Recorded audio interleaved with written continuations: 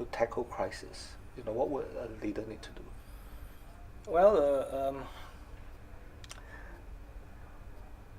well, as a leader, first of all, you need to not just be the one. I mean, there's a tendency, again, in a corporate world, say, "Hey, I set the vision, I set the rules.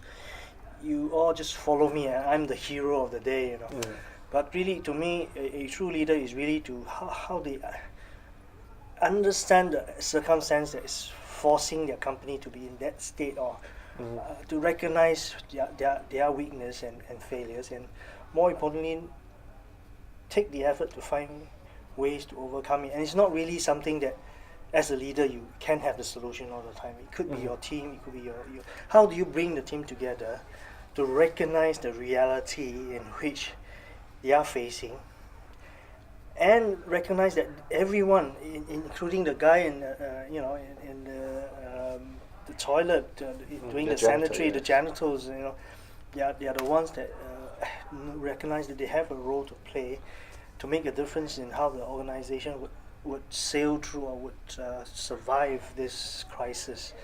And as a leader, I think creating that awareness, first self-aware of your limitations, aware of the environment, and bring that reality to the team and to the companies, and to help them recognize that they need to adjust and change in order to deal with the reality they are facing, and more importantly, be prepared to take responsibility at every division, at every individual level, and make changes as necessary in order to accommodate to that change.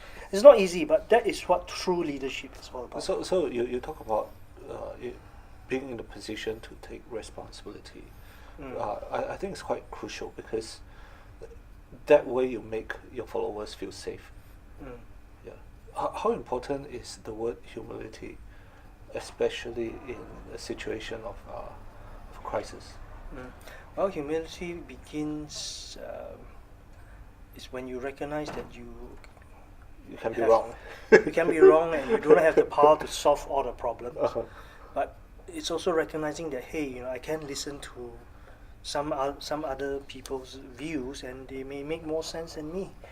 And I think that takes a lot of humility, especially if you're so used to sitting in the high end. But again, isn't it an oxymoron whereby you want authority and you want respect, you want people to fear you, to feel that you are in control, to have a sense of certainty for your leadership, and then you show the vulnerability. Doesn't it make humility? So those are not the direct opposite. It's not. In fact, it's quite complementary. Really? If you know what you're doing, precisely because you know what you're doing, you gives you the capacity and really to be humble, to give people more chance to know where you can take risks and where you don't have to. Authority doesn't come from the fact that you are the captain of the ship, you are the boss, but really because you walk your talk and you make sense to your people. So the ability to ask, what do you think, is crucial, isn't it? Well, yes, and you mean it, because you really want to hear from them. If you don't ask a question just for the sake of asking, then you're just being hypocritical. People can smell your genuinity, how authentic you are. Right. And when you really demonstrate that in a genuine way, I can tell you, that kind of authority doesn't come from just being in that position, but being very frank and being very open about